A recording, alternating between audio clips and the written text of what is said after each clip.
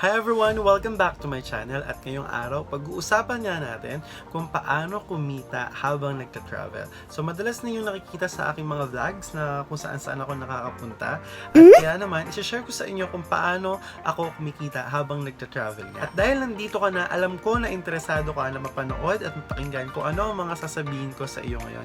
At ano pang hinihintay mo? Sabay-sabay tayong gumala at kumita. Tara!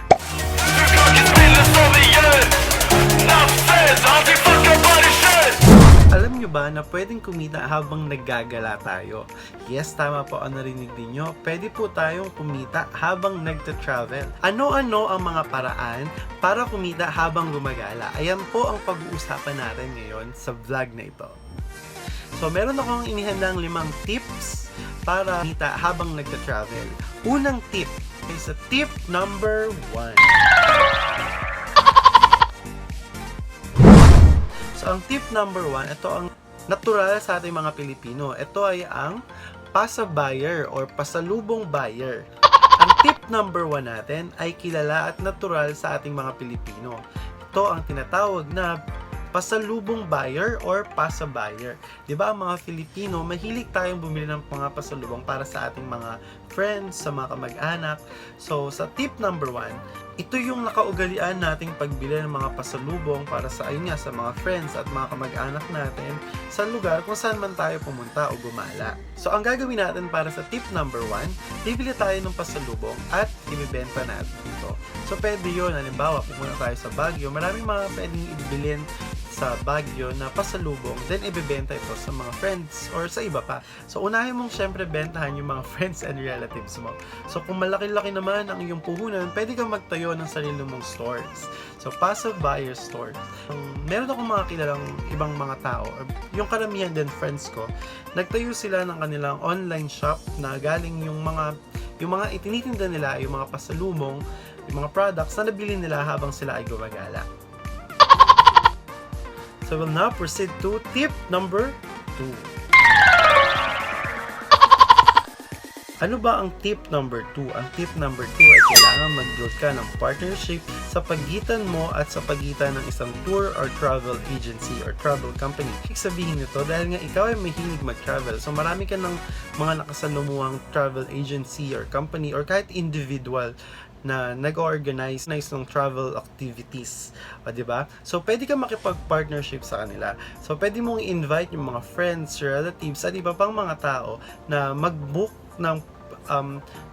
ng travel sa mga partners mo na ito. And pwede kang kumita doon. So, meron kang, let's say, meron kang konting percentage doon sa mga book mo. Kung ikaw naman ay DIY, so marami kasi nauso na ngayon ang mga DIY travelers, yung mga solo travelers, pwede kang mag-build ng connections and partnership sa mga iba't ibang individuals and companies like yung mga may-ari ng vans, yan, for transportations, or the bus, ayan, sa mga service vehicles. Pwede ka rin mag-build ng connection sa mga hotels or mga transient houses or rooms, ayan. So, kasi isa ring mahalagang aspekto ng pagta-travel yung accommodation. Ayan, so let's now proceed to tip number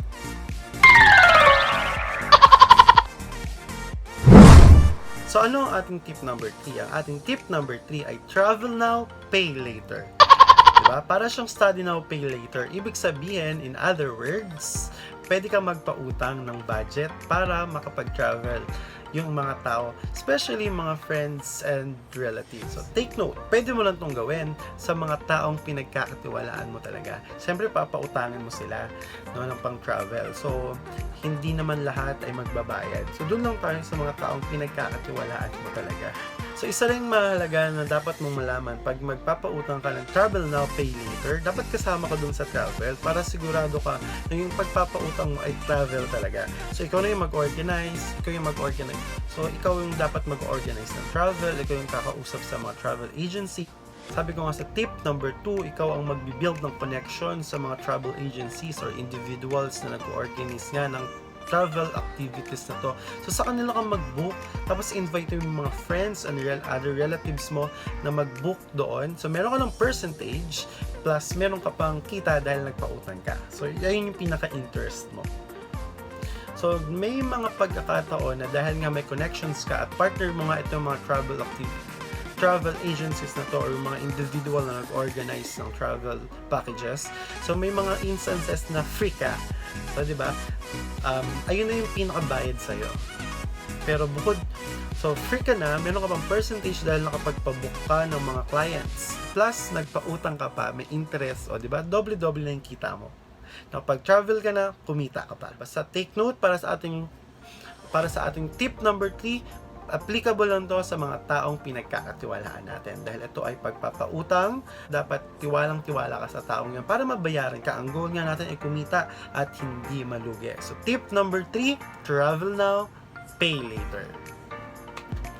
Yan. So let's now proceed to tip number 4. So ano ba ang tip number 4? Ang tip number 4 ay may kaugnayan sa tip number 2 at tip number 3. Dahil ang tip number 4, pwede ka nang mag-organize ng sarili mong tour package or tour activities. So ikaw na mismo mag-organize. Dahil number 2, may partners ka na nga sa accommodations, sa transportations, or even sa mga activities, mga entrance fees. And number 3, so pwede ka na travel now, pay later. Perfect mo na yung dalawang tips na pwede ka nang mag-organize ng sarili mong travel activities or tour packages. Diba? So, kikita ka na rito ng medyo mas malaki na kumpara sa tip number 1 at tip number 3. So, take note, before mo magawa ang tip number 4, kailangan magkaroon ka muna ng connections sa mga individuals, lalo na sa mga lugar na pupuntahan mo. Ano-ano ulit yung mga connections na dapat mo i-build? Kailangan syempre yung mga activities dapat mga activities ay planado doon. Pangalawa, yung transportations. At pangatlo, ang pinakamahalaga, yung accommodation. So, let's now proceed to tip number 5. So, ang tip number 5 ay ang ating last but not the least tip para kumita habang nagta-travel ka. Pero ang tip number 5 natin ay medyo matagal at medyo mahabang proseso. Ano ito? Ito ay ang pagbablog at ang photography. So marami ng tao ang naghihingkayat ng pagbablog ng kanilang mga travel experiences. Kasama na rito yung photography, ang mga nakukuha nilang pictures ay pwede nilang maibenta online or via print nila, pwede nilang ibenta. So, may mga contest about that. So, medyo mahaba ang proseso ito, pero marami ng tao ang naiingayo mag-vlog at mag-under ng photography.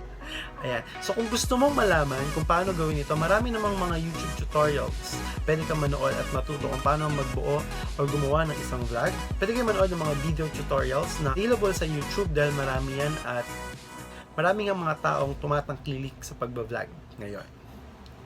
At ayun nga ang mga 5 tips para kumita habang nagta-travel o gumagala. So, di ba, hindi kailangang gumastos ng malaki o hindi kailangang gumastos habang nagta-travel. Pwede ka rin namang kumita habang nagta-travel. Kaya naman, sa susunod na gala mo, huwag kakalimutan ang mga tips na to para sabay na lumalabas at pumapasok din ang pera sa'yo.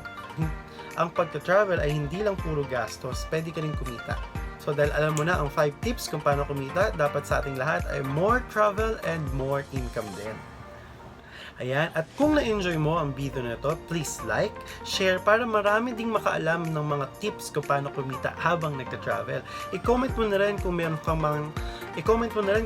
pang mga ibang ideas kung paano kumita na habang gumagala. Syempre, huwag kakalimutan na i-subscribe ang aking YouTube channel at hit the notification bell para maging updated kayo sa lahat ng mga videos na i-upload ko in the future.